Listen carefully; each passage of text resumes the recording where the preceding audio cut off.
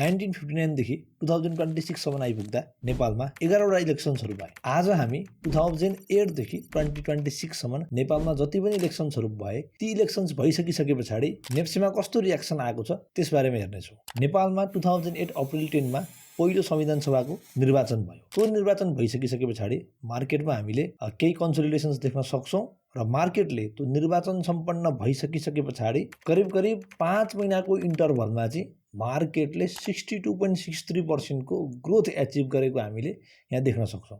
र नेपालमा नोभेम्बर 19, 2013 मा दोस्रो संविधान सभाको निर्वाचन भयो। त्यो दोस्रो संविधान सभाको निर्वाचन पछाडि चाहिँ मार्केटमा हामीले करिब 8 महिनाको टाइम इन्टरभलमा यहाँ पनि 69.83% को चाहिँ नेप्सीमा ग्रोथ भएको देख्न सक्छौँ। यसरी हेर्दाखेरि पहिलो संविधान सभाको निर्वाचन पछाडि र दोस्रो संविधान सभाको निर्वाचन पछाडि यी दुईटै निर्वाचन पछाडि विदिन 1 इयरको इन्टरभलमा मार्केटले करिब 60% भन्दा बढीको ग्रोथ गरेको हामीले यहाँ देख्न सक्छौँ। 2017 मा नेपालमा 2 चरणमा हाम्रो प्रतिनिधि सभाको निर्वाचन भएको छ। एउटा नोभेम्बर 26 मा, अर्को डिसेम्बर 8 मा। र यदि त्यो टाइमको हामी मार्केटको रियाक्सन हेर्छौँ भने मार्केटमा चाहिँ 2017 मा भएको प्रतिनिधि सभाको निर्वाचन पछाडि विदिन 4 मन्थको इन्टरभलमा मार्केटमा करिब 26% को चाहिँ डाउनफल आएको देख्न सक्छौँ।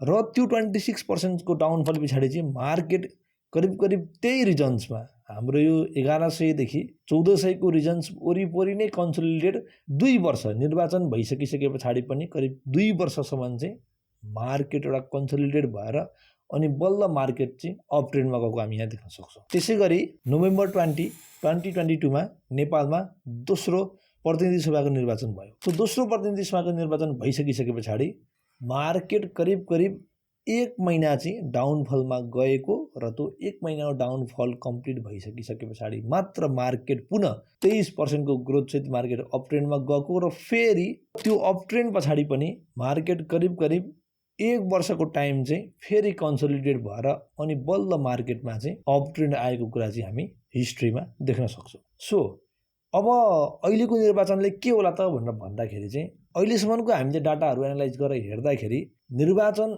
एलोनले मात्र चाहिँ मार्केटमा अप ट्रेन्ड ल्याउन सक्ने अथवा डाउन ट्रेन्ड ल्याउन सक्ने भन्ने कुरा चाहिँ देखिँदैन।